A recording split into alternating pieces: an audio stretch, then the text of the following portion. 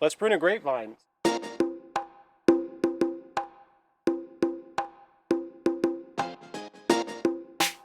So this vine is trained to a high wire trellis. It works great for cold hardy varieties where the growth habit is kind of draping like a curtain. So I really think spur pruning is super easy. So we're going to show you spur pruning on this side. And here you can see our cordon fell off. So we'll show you how to make a new cordon at the end of the video, but we'll do that next. So basically what I'm shooting for on this vine, it's not the most vigorous. A lot of cold hardy varieties are very vigorous. So you might need a little bigger trellis. But this one, what we're basically going to shoot for is around 15 buds left on each side. So 30, we could go up to 50. But basically what we're going to do is prune back to, this is the cordon, and we're going to prune back to spurs. We're going to take until we get 15 on this side, something like that. Does that make sense? Okay. Another thing that we definitely want to do is select the most healthy wood as we go. So you can see here, can you see that okay? This is diseased. It might even be dead. If you're not sure if it's dead, you can cut it. Yeah, see, that's dead, right? So we're going to want to definitely cut those off. Where you can see this one's kind of thick, but this is all good wood. So this is the type of wood that you want to leave, okay? And even here, this spur looks a little diseased too. So I'd rather use this spur. Okay, so one thing that I think makes people nervous with grapevines is how much you really are going to end up cutting off. Like, just go crazy, prune, try not to think about it too much. You're going to want to cut 90% of this thing off. And so I'm just going to whack away at it. And then I'm making every one I'm kind of pruning to a spur. Yeah, thanks. So like 2 to 3 buds per each one.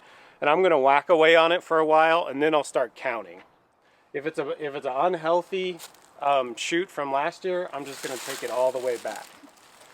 Okay, to at least where there's some healthy growth. You can see it's nice and green in there, right? So you know that that part is still alive and doing all right. But I'm not going to worry about counting them too much right now, just because I know that I'm going to want to prune a ton of it off, right? So I think this is the part that is kind of crazy for people. You end up with, 10% of what you had by the time you're done. And this vine itself is kind of a crazy vine in the sense that we're trying to grow it in as little a space as possible. We've got it right in the middle of our foodscape as a feature, and right next to vegetable beds. So I even prune it back a little during the year, and that's totally fine. In fact, if you've got places where the fruit is developing that isn't getting a lot of sun, it's really good to prune to thin it, to get sunlight penetration in the air. Another thing that I wanted to mention really quick is it's always helpful to know where the fruit is and where it's gonna be. Okay, so let's take a look at this. This is convenient. These clusters we didn't actually harvest, so this was a cluster last year, right? So as you can see, this is older wood, and you can see the wood gets older and kind of gnarlier over time. So this is this year's wood, and this is last year's wood. Can you see that okay in the camera? And then this is probably 4 years old, okay? But this is, I've been pruning back to this node area and spurs year after year. And then last year, this was a shoot that grew out, okay? And then a few nodes down, it set fruit. So basically, when we're doing these type of spurs, we're expecting this bud to grow into a shoot, and maybe a few down, like a few other nodes down, you'll have fruit set on it. Okay, so basically, what we want to do with the trellis, the whole point of the trellis is to keep all the fruit in this area, right? And have it not end up in the driveway or over the vegetable beds. So we're going to keep whacking at this. Always selecting, cutting it for 2 to 3 buds, just whacking off a lot. So you're cutting every cane off back to the cordon. You're not leaving any canes on this side. Yeah, and what we're doing here is spur pruning. Exactly. So spur pruning, all of the canes from last year, you're going to make into spurs, and then I mean, see, this one's a little long, and then you're using that whatever number of spurs to leave, and have them kind of well spaced to get you to maybe 15 per side, 15 to 30 per 15 side. spurs or 15 buds? Buds, yeah. And good each spur clarification. has...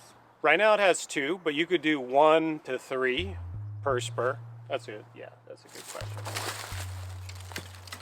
And the other thing, and you can check out one of our other videos for cane pruning, which is another technique. And if you know the variety, you can look up which is better, but in most cases for these type of grapes, either one can be okay. I like spur pruning because it's kind of tidy. It's like always just prune it right back to the... I think spur is great for like an arbor also, or this high wire trellis.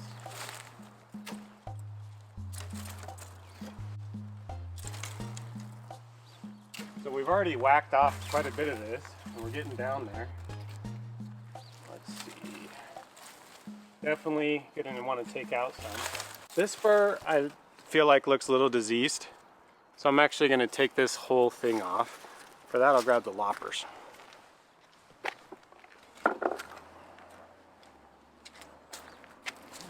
Which one was it? This one? Yeah, and see, it's just going to want to grow right onto our vegetable beds. This is going to be a little bit of a hard cut. I really don't think you need to... I might take that off here too afterwards. You don't want to stress out about grape pruning, you know? Like if you've got an unmanaged vine that you're worried about, just prune it back and do the best you can. Maybe try to find something that you can form into cordon. We'll show you that in a second. I'm going to get these out of my way really quick,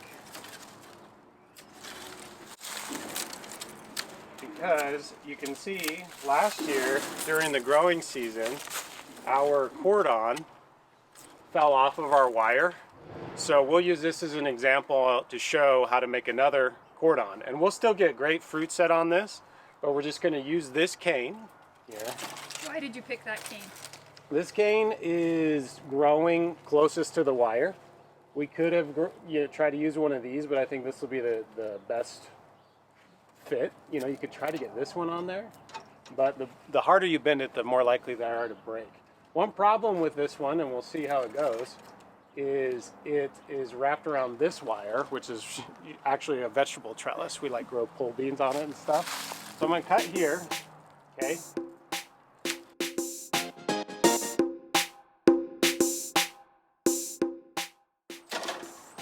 There we go. Nice. And I'm not too worried that it's up high like this. The weight of the fruit this year will probably pull it down. I do want to keep it pretty tidy there, so I'm going to use this tie. This type of nursery tie is nice because it's stretchy. I'm going to try to leave a little space, but these really expand over time, you know, as they grow and get bigger. Because in maybe 3 years, this will be as thick as this. Like if you think of that, this is a cordon. So this is basically forming a cordon to look like that. So now we need to count these buds. So we got way too many on this side. We need to take this cordon, old cordon out. Let's try to do that right now. I think I'm going to make a cut right here. I feel like this is going to work as a cordon. I'm going to cut right here.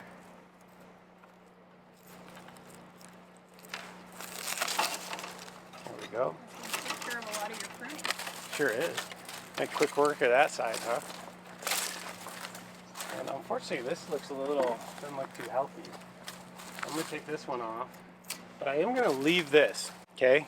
So this is a spur that essentially will give us some new canes in case this one doesn't work out. We could do that next year. You know, that's the cool thing about pruning is you can always come back another time. But we'll also get fruit off of these, right? So it's fine to leave some in here if you want. If you, like on this side, you'll notice we're going to be a little low on numbers of buds. So let's start counting. We got 1, 2, 3, 4, 5, 6, 7, 8, 9, 10, 11, 12. You kind of count that one. 13. Let's maybe leave one here. And you know, these are really high.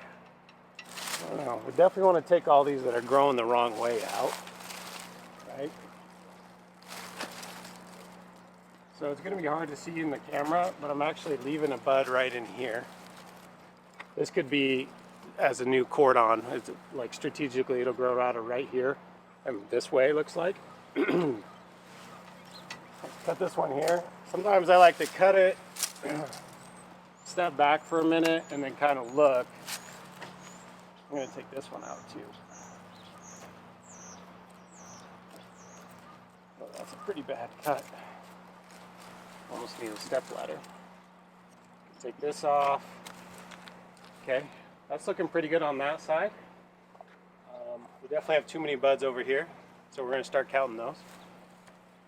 This one's diseased, we want to take that out too, but let's count buds first. We got 1, 2, 3, 4, 5, 6 is on the back side here. We'll probably cut that one out. 7, 8, 9, 10, 11, 12, 13, 14, 15, 16, 17, 18, 19, 20, 21, 22, 23, 24, 25, 26, 27, 28, 29, 30, 31, 32, 33. Way too many. Basically way too many. So I think that was about half of it, so I think we need to take half off, essentially. And we don't have to have an exact number, but I'm just trying to help you have an idea.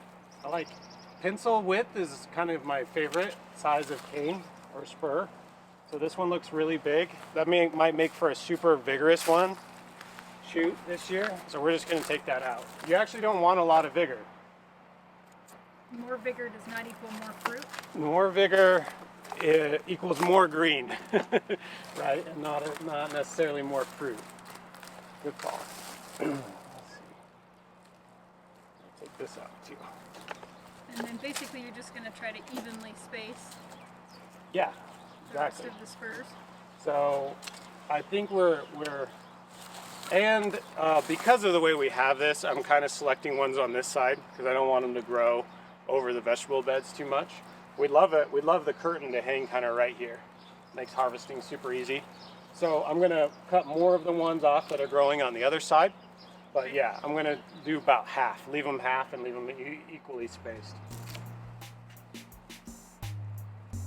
So you just want to do what's best for your space. Yeah, exactly.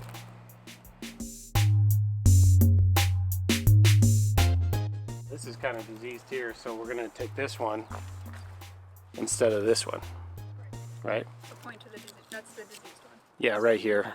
I mean, yeah, and losing its bark layer, and then that one looks pretty healthy. So there's a pretty big gap here. So I think we'll keep this and take this off because I like the way these buds are facing. Usually the way the bud facing is a pretty good indicator of where the shoot will go. So if you want, you can select ones that are going this way.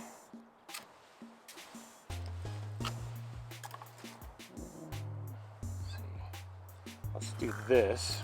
Take that off because leave this bud. And take that off. Take this off.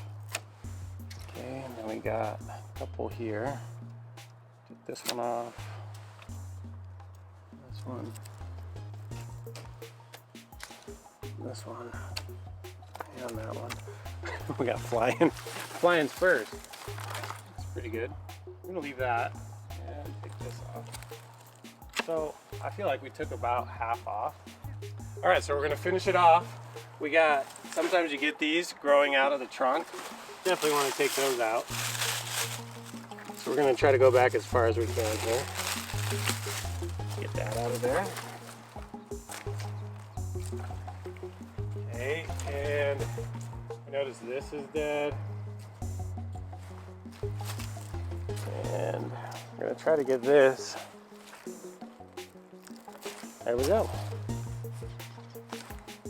Okay, I guess I'm gonna leave that bud, and I think that looks really good. So essentially, my approach is to start by just cutting back to spurs like crazy, and then you thin out the spurs to get to the number that you want. Since this is a less vigorous vine, where we're shooting for around 30 buds total, a more vigorous vine with a larger trellis, you could go up to 60 pretty well. But that's essentially spur pruning. So thanks for watching Foodscaping Utah, and grow your own.